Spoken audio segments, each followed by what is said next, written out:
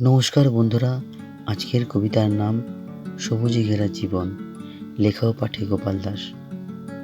আমাদের গ্রাম ঘন সবুজের চাদরে ঢাকা, দূর দূরান্তে অপূর্ব সুন্দর ছবি আঁকা।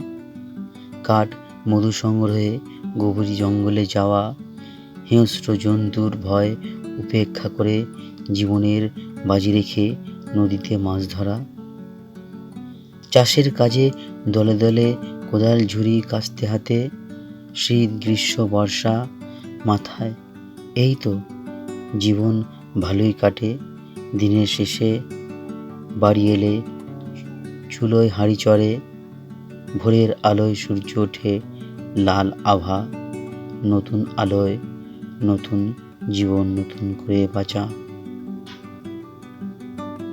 ওই দূরে তালের সারি, গাছের মাথায় শুধুই হাঁড়ি, খেজুর গাছের খেজুর রস, খেজুর গুড়ের দারুণ স্বাদ। গাছের ডালে ডালে ফুলে ফলে ভরেছে, সেজে উঠেছে গ্রাম। কত শত পাখি বেঁধেছে বাসা বট অশ্বত্থ আমডালে। পলাশ শিউলি চাপা ফুলে ভরা দেশ।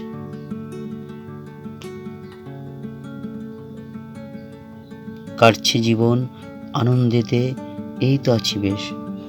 নিত্যগীতে আনন্দেতে আছি আমরা ভালো।